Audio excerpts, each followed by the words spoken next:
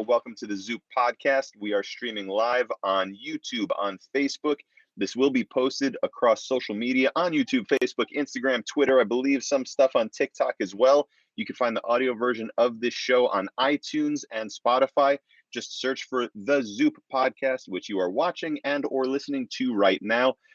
Be sure to leave comments. 5-star reviews always help. Join in on the fun on the live stream. Give us some comments, some questions. We'll do our best to get to everyone. And let's welcome today's guest. I know he was Jeff Messer, but it's always Jeffrey Douglas Messer whenever I see you sort of listed out in public. So which one is it, Jeff? Okay.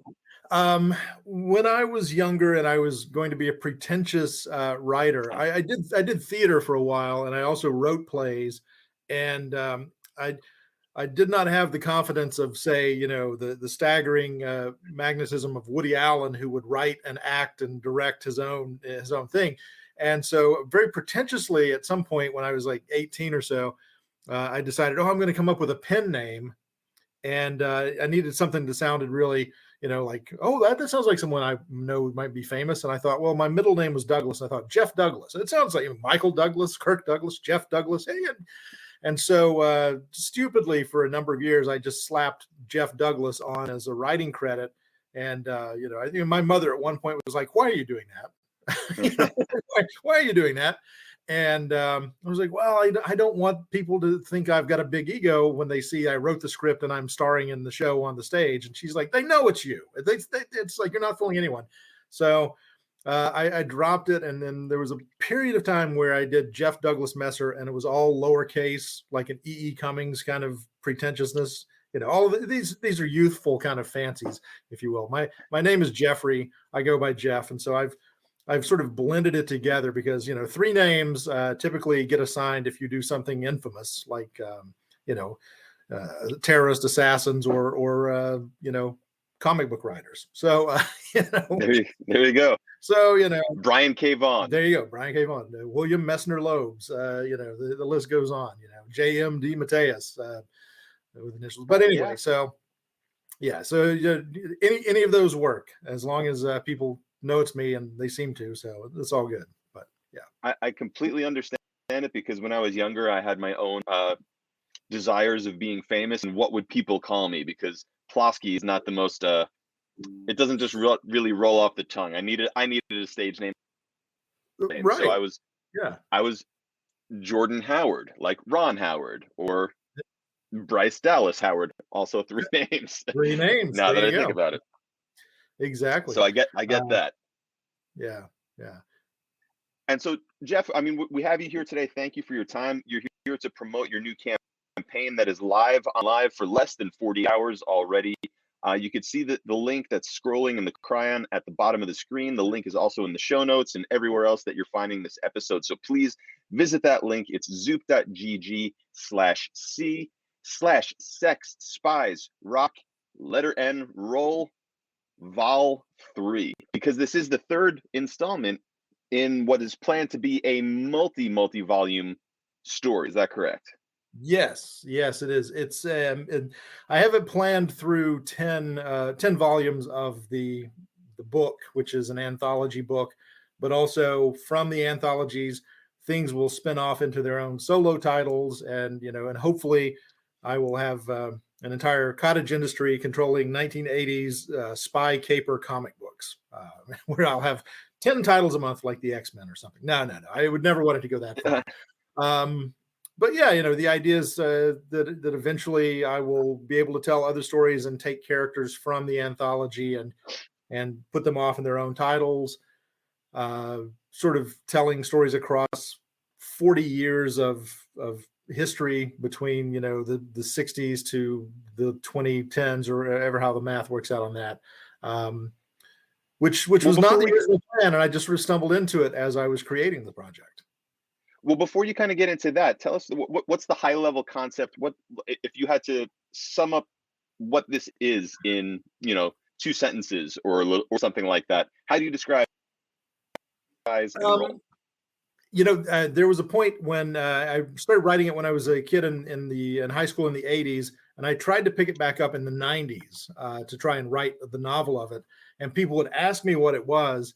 And circa 1994, the thing I said, and I don't know that this will stick with everybody, but the thing I said was, well, it's like Melrose Place meets James Bond. Hey, I'm old enough to remember Melrose Place. The There you go. reference still holds. Yeah. So it's a little kind of soapy, a little kind of, melodramatic and stuff like that. And, with all, good looking characters running around doing spy stuff and, gallivanting all over the world. And, because it's set in the 80s, it's, sex, spies, and rock and roll. See, that's my elevator pitch is like, it's a Cold War 1980s adventure comic book series called Sex, Spies, and Rock and Roll. Boom. That's my elevator pitch. There you go. And I just saw some of the references to the time period in that last image, a police Yes. record. Yeah. And Huey I Lewis in show, the news. yeah, I will show that picture if anybody's like, well, what's it about? Because when the artist came up with that icon, that was the first volume's cover, and I was like, no, it's not that one. That's the new one. That's the new one. But the sexy girl laying on the floor listening to records. There we go. The artist came up with that. There's the Go-Go's, Madonna, Police, yeah, the Foreigner, Huey Lewis in the News. And my wife was very crafty. She went out and bought most of these on vinyl for Christmas for me. So I was unwrapping it and I was finding all these, 80s vinyl records, which was kind of fun. But that image alone, it says everything that the title promises. And so I use that now as kind of the universal image of, well, here's what this is. And I get a lot of people look at it and go, whoa, tell me more. That looks cool. Or people who saw the image and was like, if you put that on a t-shirt, I would wear it. So I did. Yeah. Look, the image itself is amazing, but who is the artist on that piece? Because they did a great job on the woman, everything else that's a part of that image. He is an artist from Thailand. His name is Takadon. I'm totally going to screw up his last name because it's so crazy to pronounce. And hang on, let me get it so I can sound it out. I'm going to sound it out for you. Takadon Sakul Sataichi. Excellent work. And I guarantee I got it wrong. But that brings up something else that we discussed once, Jeff. You said that this is truly an international project. I mean, you have collaborators all over the world doing short stories within, like you said, this anthology series. Can you just rattle off like some of the countries where some of these artists and other contributors are from? It kind of amazingly, Takadon was the first guy that I found. I liked his art. I sent him some references and the first, pages of the first issue of the comic. And he sent back these visions that were exactly the characters come to life. Like he immediately got it. And I saw the images. Oh, look at that. I know he won't leave me alone even when we're recording. So hi, everybody. This is Snoopy. Snoopy wants on the podcast too. But yeah, it's like Takadon. When he sent me that art, I was like, well, there's no way around it. I have to do this now. Because I was still debating as to whether or not those characters and concepts could be updated and modernized and made, to work. Because it was all from a teenage mind in the 1980s. And the characters' names can be a little silly and some of the concepts are a little silly. But now the 80s are so retro and it's kind of kitschy. And it's like, oh, no, this totally works now to do it, with that filter on it. Wait, so he was the first art. So that was the first piece of art for the entire series. Is that? No. That came along rather quickly. But I had him design the main characters of the story, just do art designs of all of the characters. Cause I thought I need to see if it works. I need to visually see it. And he knocked it out of the park. He did 6 character designs, all the main heroes plus the main villain. And as soon as I saw them, I was like, oh, this is fantastic. He started working on the script, and I knew quickly that to do a campaign, I needed some imagery. And I think the cover image he did was, maybe a month into our collaboration. I kind of hit him up and said, hey, I've got an idea for the cover. Once I knew I was going to call it Sex, Spies, and Rock and Roll, I thought, oh, this lends itself to some visual cues as you see in the image. And he did that very early on in the process. And I was like, how can I not keep going with this? This is pure gold that this guy was handing me. So before we get to sex, spies, and rock and roll, because I know that that wasn't your first crowdfunding campaign, but the question is, was crowdfunding your first work that you've put out into the world? I know you mentioned having a lot of ideas, plays, Yeah. novels, that screenplays, but was for comics Um, specifically, was that your first comic was put out through crowdfunding, or had you had experience before that?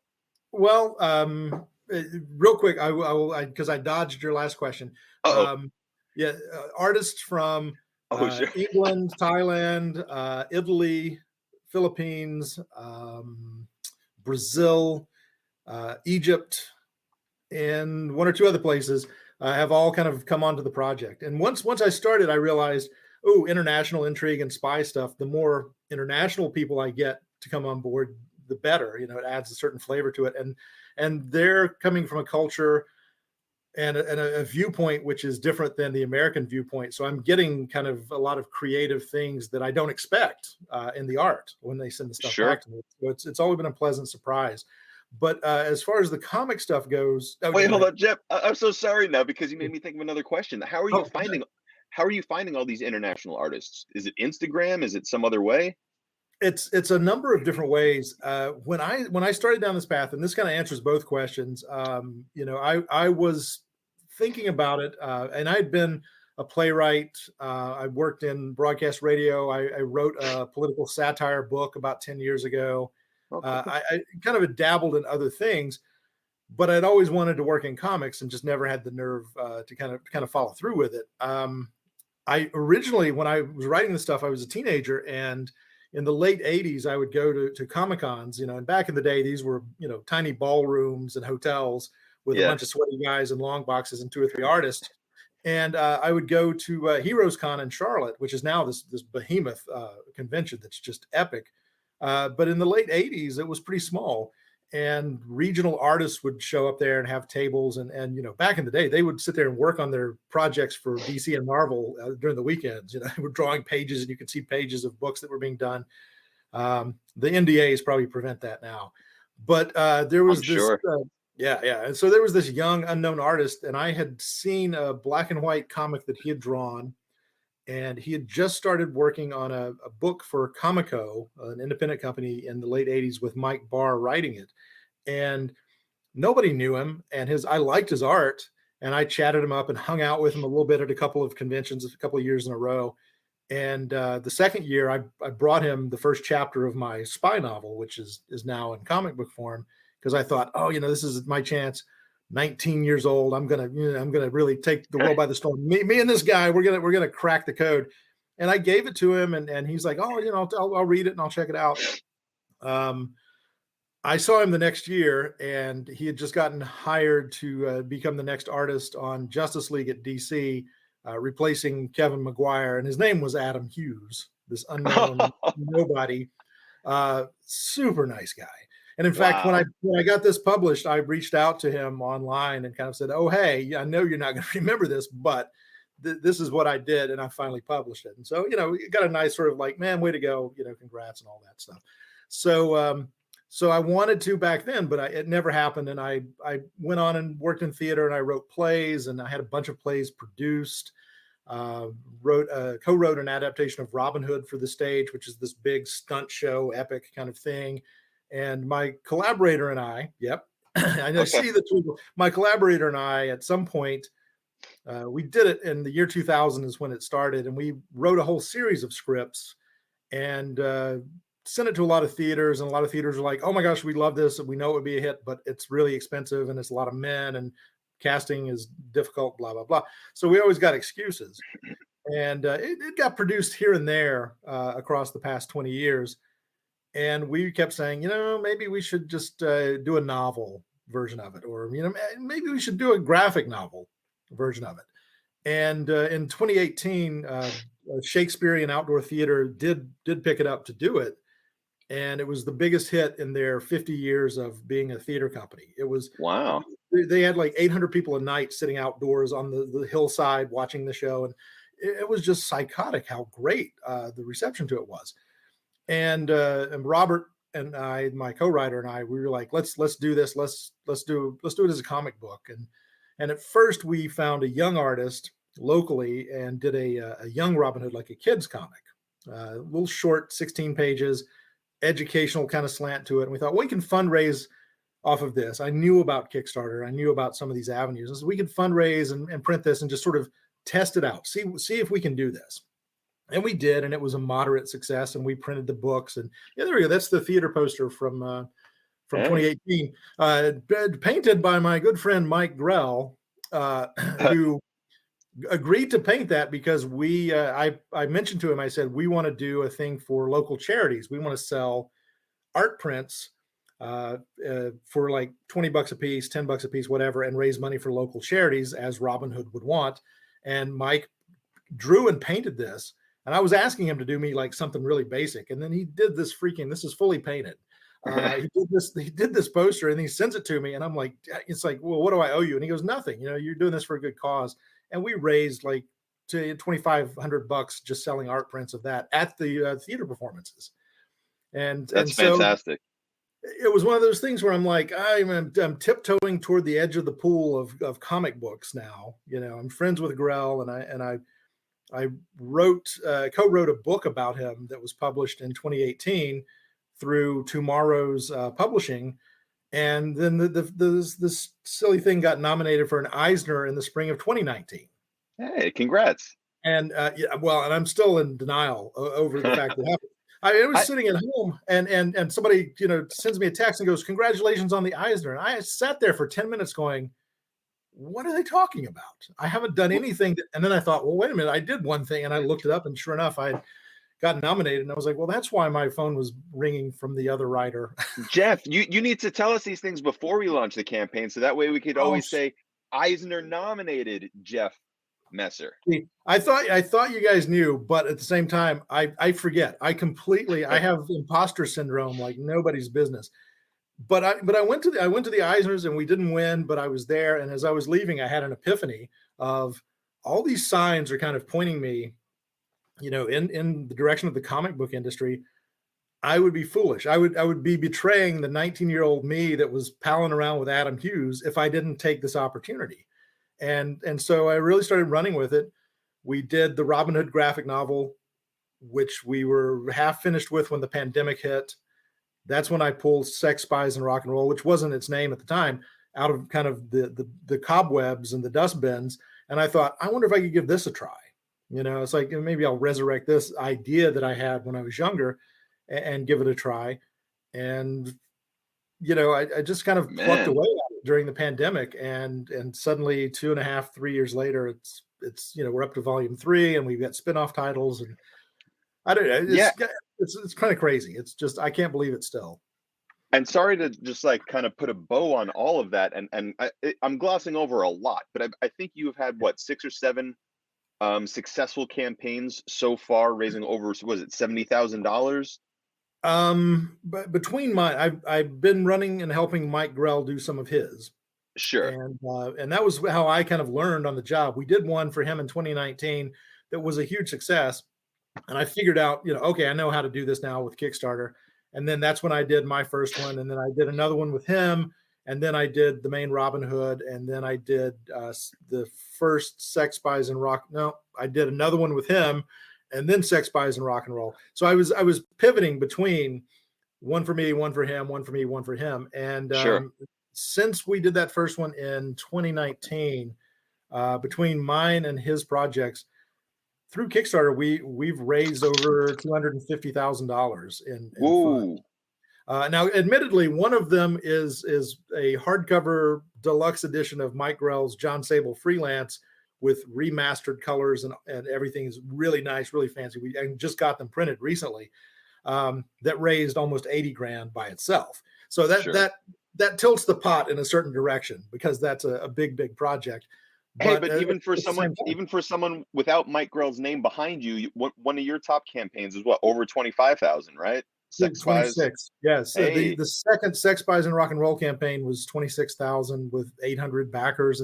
And it was a total shock to me. I did the first one, and I could tell that it was popular. And I thought, this is going to sustain me, that I can do one of these every 6 months or so.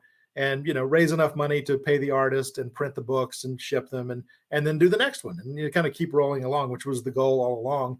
And that second campaign was so overwhelmingly successful compared to what I anticipated, that it allowed me to basically get the third book done, the second and third books done before they were printed, and it allowed me to really get ahead. And we've got the third book up now on Zoop.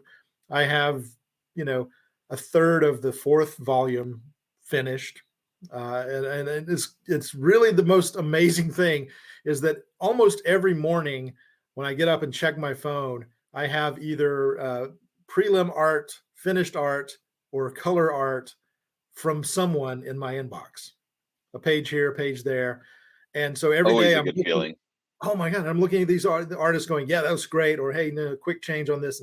And so it's almost like this dopamine hit every morning. And it's like any morning I wake up and I don't have something from somebody, I'm like, oh man, my day is going to suck now because I didn't get that page of art or something from someone. So I'm kind of chasing that high now, if you will, where I'm like, I just want to keep doing more and more and more. Which is why I've been working with you guys, is because that's going to help me do more and more and more. Absolutely, because we're taking all that heavy lift off your plate. We're going to help with the book's production so that you could focus on creative. One of the things that we do for people who come to Zoop.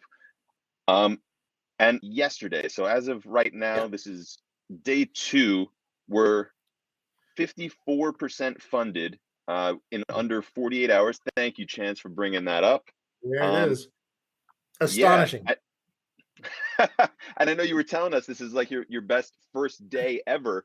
So we're all hoping that this kind of momentum continues throughout the campaign. It's easy enough to back it. There's a ton of fun stuff, and you had touched on it before. Not only is it Sex, Spies, Rock and Roll Volume 3, we have Volume 2, we have Volume 1. There are also some individual spin-off issues, digitally and in print, as part of this campaign as well. I know you were talking about some of the spin-offs. If you want to name some of them, Jeff, and kind of tell people a little bit more about those stories. Yes. Once the original concept was the character's last name is Spade, which I thought when I was 16, I was like, oh, that's a cool spy name. Oh yeah. Duke Spade. That sounds like an awesome secret agent. And so I kept the names, as I was doing it again, I thought, should I change all these names or should I tweak it? And I thought, no, it's part of that 80s kitschy kind of charm. I'll totally work it. And the artwork helps sell it too, because the artwork is not overly serious, dramatic. There's a little bit of a whimsy to it. And I thought, all right, this totally works. But the Spades characters were the ones I had created initially. And the anthology sort of grew because my son, who was graduating high school, was writing a screenplay, unbeknownst to me.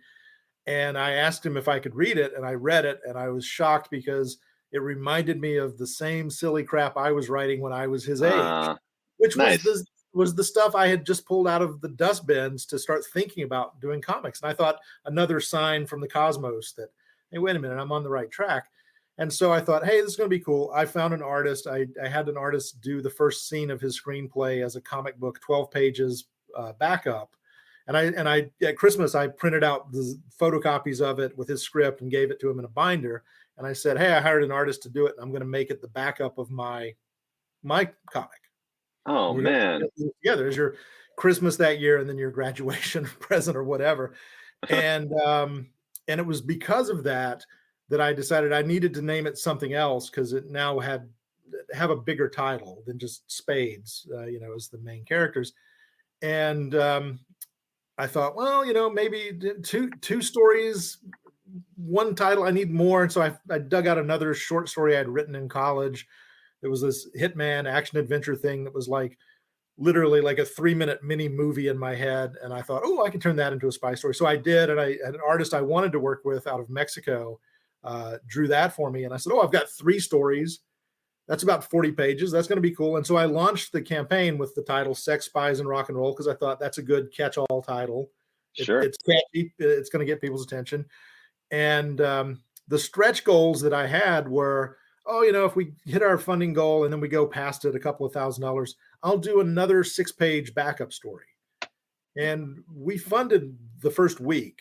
of the campaign, and I set Yeah. the number way too low. In retrospect, we funded the first week, and then the next couple of days we pushed to that stretch goal. I was like, oh great, I'll do another story, and I had ideas already in my head of what that could possibly be. So I found other artists and I said, hey, could you draw me a story? And I offered to have people back it who could be drawn into the story as characters. And so I had to find ways to fit them into scenes and into the background. And people loved that. People were like, oh, I want to be in your comic book, man. I want to be a Yeah. spy, or I want to be a Russian killer or whatever. And so it just kind of kept growing from there. And suddenly it was this giant anthology book as opposed to a 40-page comic. And I thought, I guess this changes everything now. So from that point forward, I decided to take the main Spades feature and pull it out and put it in a solo book so I could leave more room for the anthology. And the idea is that the anthology stories could spin off into their own titles at certain. And the thing that I grabbed onto, probably inadvertently, is that people were getting drawn into the books. I believe that is one of the rewards that we have for this campaign as well. It's already gone. I saw it. It's gone. Oh, yes. Yeah. Should we put up another? Can we put up another? That's the thing is, the first one I did, I had 5 in the first campaign, and within the first 48 hours, they were all 5 gone. Oh, just wow. Like boom, boom, boom, boom, boom. And people were like, oh, this is cool. It's so cool. So I was like, all right. So I added another, be drawn as a spy, part 2. 5 more chances, all 5, boom, boom, boom, boom, boom, gone. And I was like, holy crap, what am I going to do? And that's why I kept adding stories. I was like, I've got to find more room to put people in. And if you've seen the first volume, there's a half prose, half illustrated story that I squeezed a couple of people into, just because the artist that I wanted to work with, she had another gig, and she's like, I can't do 8 or 9 sequential pages for you. And I said, well, how about if you did like 4 or 5 illustrations and I did the rest of the story as a first person prose. And so there were no rules. We were just like, yep. And she said, I could do that. And so I was like, then we'll do that. And awesome. my friend, Kevin Van Hook, who is the creator of Bloodshot. Yes. Beat you to it. Yeah, exactly. I kind of reached out to him. He was watching this unfold, and he's like, man, that looks really cool. And I said, well, do you want to do something for it? And he goes, I don't have time to do something major. And I was like, well, I was thinking of this like 2-page spread that's like a montage of someone who's a real spy, like do a little historical, like real spy biography kind of thing. And so then he did that for me. And Steve Bryant, who does the Athena Voltaire book and has run a lot of successful Kickstarters, he saw it and he was just like, can I do a pinup for you, man? So he did a nice little noir-esque pinup. And so the people that I was kind of working with, they saw how people I knew saw how much fun I was having. And everybody was like, I want to get a little piece of that because that looks like a lot of fun. And it grew and grew and grew. And it turned into, the first volume is double sized. It's like about 120 pages. The typical volumes are going to be 64 to 80 pages max. But it's kind of nice. And I now have artists who reach out to me. I used to find them in Facebook groups, and I would just watch and see who was posting their art and reach out to artists and say, what's your rate? If I send you a script, would you take a look? And I kind of picked and choose who I wanted to. But now I get, emails and Facebook Messenger messages from artists going, let me send you like a 3-page sample. Tell me a story idea, and I'll send you a 3-page sample to see if you want to let me do a story in your next book. And I'm like, that's great, man. Where did this come from? It's just nuts, but it's really cool because it's fun. Because what I'm trying to do is just ridiculous fun. And even, the sex part of it, the true story, my buddy Mike Grell, I gave him copies, and he did we were at a convention together last year in Richmond, Virginia, and we had a little bit of downtime. And he goes, what do you want me to draw? And I said, would you do like a pinup for me? Like your cover of James Bond that you drew in the 80s, can you do like a mock pinup of my characters? Is that? And he sat there for an hour and did this thing for me. And that's the Ramona Fraden one.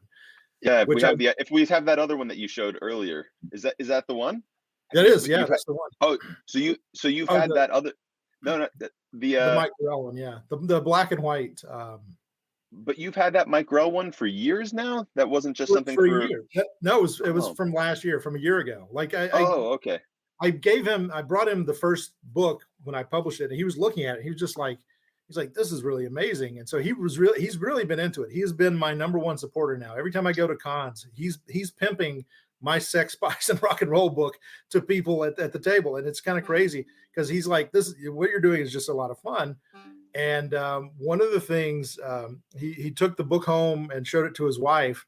And he tells me this story, and he goes, I showed it to her, and she goes, my goodness, there's a lot of sex in here. And he's like, it's called Sex, Spies, and Rock and Roll. What do you expect? And I thought, well, that's funny. But at the same time, I'm always kind of cautious because there are people who are like, is this pornographic? Is this like, you know what?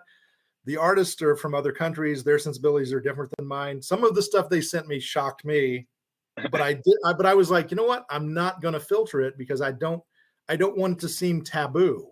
And in fact, the majority of, I hate that idea. It's like, oh, it's dirty. It's dirty. It's like, no, it's part of people's lives. And, you can have fun with it. But also a lot of it in the book, as it turns out, is humorous. The sexual situations. There's a story in the second book. The main feature in the second book is it's like a Charlie's Angels episode from like Cinemax or something, like late at night on Cinemax, where the three female agents have to infiltrate a sexual fetish club underground in London to get a Russian scientist's fingerprint to get a document, blah, blah, blah. And everything that they encounter is funny. It's all, like all this nudity and stuff, but it's like, it's a little pervy, but it's done as a comedy as opposed to being which volume? In the dark. Volume 2. Which is the main volume feature. Volume 2. All right, everybody. Look, we're drawn by a female artist. I try to find as many female artists as I can because I'm like, if I'm going to be representing sex, I don't want it to seem like it's a bunch of skeezy dudes who are getting dirty pictures and putting them in books. Plus, I want the stories to kind of carry it. So I come up with the story first, and then I try to find a way to give it a certain angle. And like I said, that story, it's not the least bit tittillating. It's kind of funny. It's really humorous. And they end up with a dead body in the alleyway trying to figure out what to do with it. And it's just Jeff, spoilers. Come on, man. I'm sorry. But there's more of that to come. But yeah. But it's fun. And the more artists that I encounter and that work with me, they inspire me off of their style and what they contribute to come up with more stories. So I've already come up with another series for this artist that worked on that one with me, just because she was so much fun to work with. That's awesome. Well, looking for all the next volumes. Once we have a successful volume 3 funded on Zoop, come back for 4, 5, 6, 7, 8, 9, 10. We're coming towards the end here. I have some quick rapid fire questions for you before we kind of sign off. What's your desert island run? If you were stuck on a desert island, you only had one book to read, one run to read, what would it be?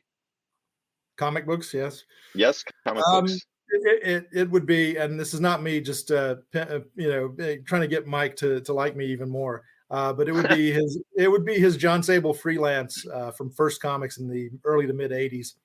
When I was a kid reading it, it changed my life, and in a lot of ways, it inspires what I'm writing today.